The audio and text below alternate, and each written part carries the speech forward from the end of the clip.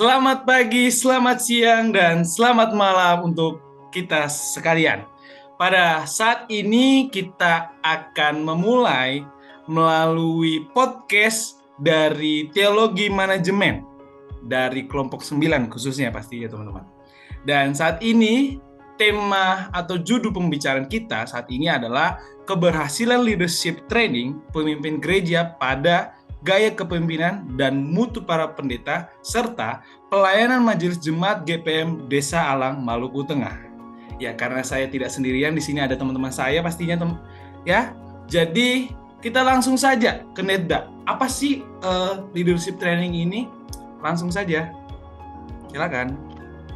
Oke, terima kasih Kak Moderator. Nah, teman-teman, sebelum kita membahas topik kita harus perlu mengetahui dulu apa itu leadership training. Nah, leadership training ini merupakan sebuah proses atau kegiatan yang dilakukan oleh sekelompok orang dalam tujuan untuk bagaimana meningkatkan segi kepemimpinan dan pemberdayaan melalui mengembangkan kebijakan dan strategi baik dalam perusahaan atau organisasi. Nah, leadership training ini yang kemudian dilakukan oleh GPM, Gereja Protestan Maluku, yang diikuti oleh 75 orang pemimpin sinode dan kasis di Salatiga. Nah, kegiatan ini dilakukan di 3 tempat, yakni di pesantren Edi Mancoro, di UKSW, dan juga di GPIB Immanuel Semarang. Nah, kesuksesan leadership training dari pemimpin GPM ini kemudian dilihat ketika mereka sampai di Ambon dan mereka menjadikan pengalaman leadership training sebagai materi pengkaderan yang diberikan oleh para utusan leadership training kepada para pendeta, majelis jemaat, dan pelayan di jemaat GPM Alang. Nah, materi pengkaderan ini bertujuan untuk bagaimana membina dan menciptakan para pemimpin dan pelayan GPM yang berkualitas dalam melaksanakan tugas dan panggilan serta kesaksian gereja. Adapun 3 konsep penting yang dipaparkan dalam materi pengkaderan bagi para pendeta dan para pelayan, yakni firman, gereja, dan konteks. Nah, sehingga melalui materi pengkaderan ini, para pendeta dan pelayan jemaat GPM Alang itu diharapkan memiliki nilai etik, moral, spiritual, kemanusiaan yang baik, serta kepemimpinan kemandirian dan kemampuan berefleksi aksi transformatif sebagai tuntutan perubahan, serta mereka diharapkan memiliki wawasan oikumenis, misioner, dan eklesiologis. Nah, hal inilah yang kemudian menjadi tolak ukur bagaimana kesuksesan dan keberhasilan leadership training, yakni pengaplikasiannya pada pendidikan kader bagi para pendeta dan majelis jemaat di GPM Alang. Begitu moderator. Oke, terima kasih Nedda. Ternyata leadership training ini sudah sampai di Semarang dan juga sampai di UKSW. Wow, keren sekali ternyata. Dan pastinya ada 3 perspektif untuk membahas tentang leadership training. Yaitu yang pertama, teologi kepemimpinan, lalu yang kedua, manajemen gereja, dan yang terakhir, hukum gereja. Langsung saja kita panggil untuk Fernanda untuk membahas tentang teologi kepemimpinan. Silakan, waktu dan tempat dipersilakan. Baik. Di sini saya ini menjelaskan tentang teologi kepemimpinan GPM itu sendiri. Tadi sudah dijelaskan melalui leadership training, itu untuk proses pelatihan tentunya meningkatkan segi kepemimpinan dan pemberdayaan memiliki tujuan dari pemimpin mampu memberdayakan jemaat dan gereja jadi lebih baik. Nah, setelahnya terjadi mengalami pelatihan, maka para petinggi gereja memberikan pembelajaran tentang kepemimpinan yang telah dilakukan oleh Sinode GPM sendiri dan memberikan pengalaman kepada jemaat, secara khusus keadaan gereja masa kini yang tentu mengalami berbagai macam persoalan untuk dapat terselesaikannya nantinya. Nah, ternyata guys, terkait kepemimpinan gereja terdapat unsur teologi kepemimpinan pada materi yang telah dijelaskan. Karena dalam proses training itu tentang materi pengkaderan yang bertujuan mewujudkan para pemimpin dan pelayan GPM yang terstruktur serta berkualitas ketika melakukan pelaksanaan tugas panggilan gereja dan pembangunan masyarakat gereja. Nah, dengan begitu teologi kepemimpinan ini dapat didasari oleh kasih agape dari Yesus Kristus kepada umatnya dalam kontekstualisasi saat ini yang ingin terus tumbuh di dalam tubuh gereja atau tubuh Kristus itu sendiri. Nah, karena kan menjadikan pemimpin harus mengerti dengan baik bagaimana caranya menciptakan suatu hubungan atau kondisi yang kondusif, serta pemenuhan kebutuhan dari jemaat-jemaatnya dalam upaya memperlancar upaya dan kinerja kepemimpinan itu tersebut.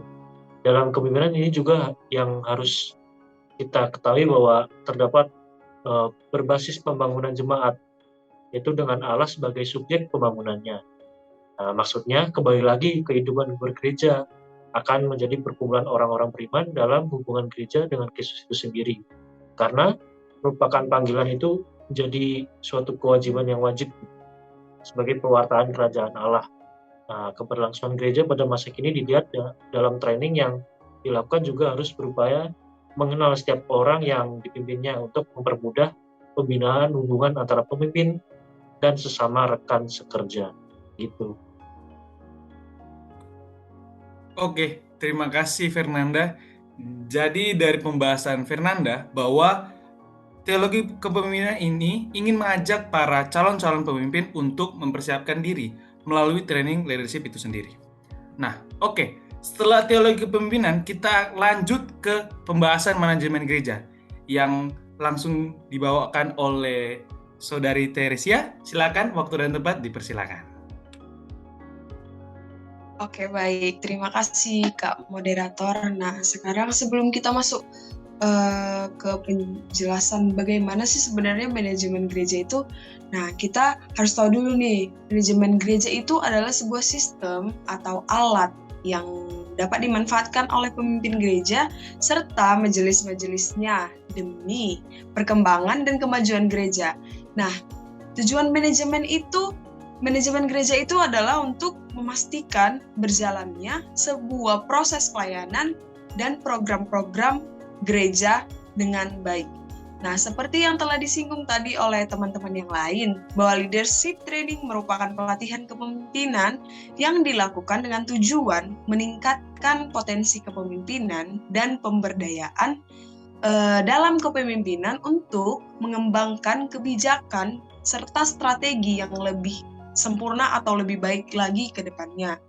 Nah, dalam instansi atau lembaga dan lain sebagainya tentunya. Nah, leadership training ini yang dilakukan oleh Sinode GPM atau Gereja Protestan Maluku, ini diadakan di Kota Salatiga dan dihadiri oleh pemimpin GPM serta pelatih leadership tersebut. Nah, leadership training ini bertujuan untuk mengembangkan potensi calon pemimpin yang ada di Sinode GPM dan menambah pengetahuan dalam melakukan program-program yang telah tersusun dalam manajemen gereja. Nah, fungsinya apa sih? Fungsi manajemen gereja juga dapat dilihat dalam adanya leadership training ini, guna untuk melahirkan kader-kader muda untuk mewujudkan tugas panggilannya dalam gereja dan masyarakat gereja dengan menggunakan manajemen gereja. Dengan hal ini,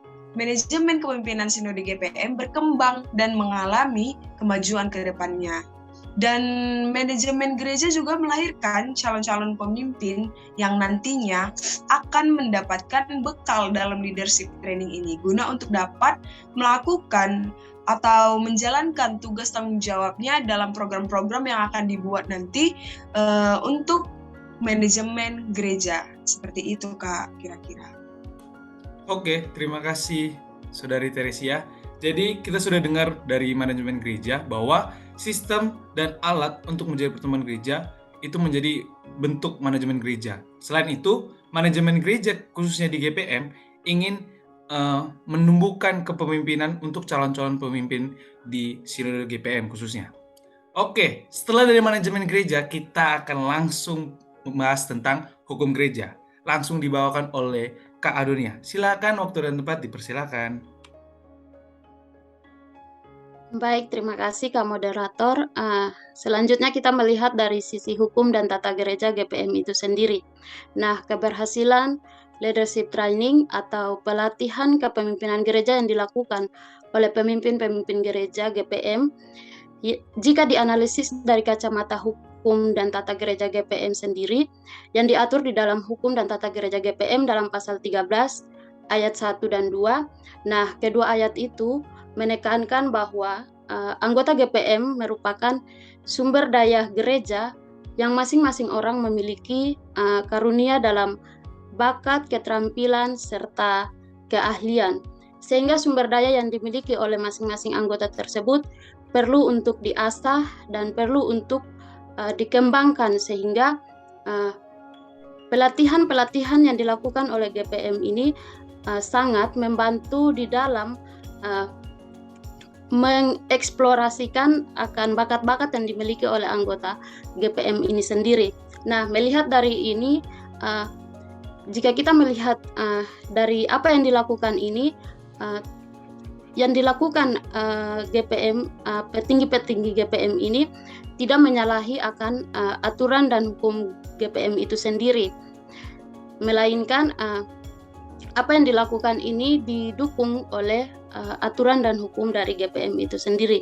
Demikian dari perspektif hukum. Oke, terima kasih Kak Adonia.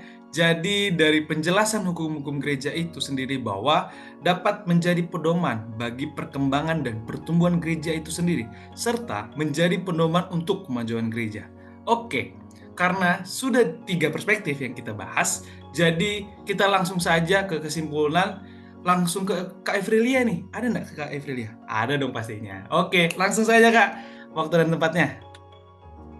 Baiklah, dari pembahasan ketiga materi yang udah kita dengarkan tadi, kelompok kami menyimpulkan bahwa dalam menjadi seorang pemimpin perlu pemahaman akan lembaga organisasi yang dipimpin, serta harus dapat menguasai semua aspek-aspek yang ada di dalam lembaga tersebut.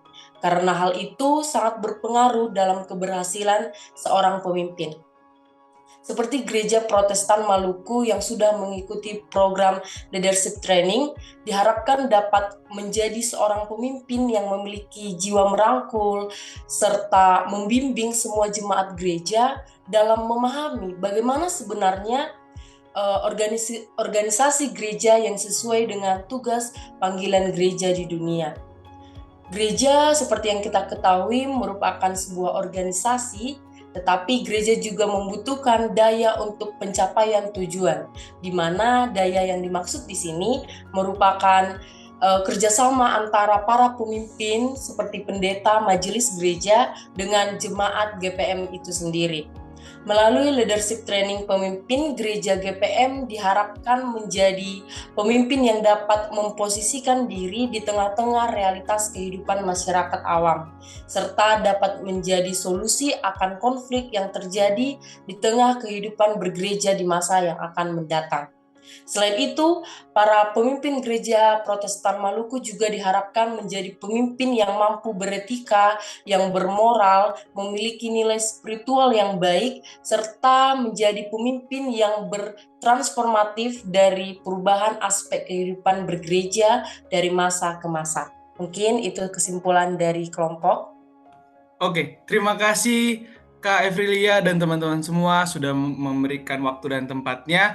Dan saat ini kita akan menutup podcast kita di malam hari ini, siang maupun pagi hari juga. Oke, terima kasih dan waktunya, Tuhan Yesus berkati. Dah semuanya.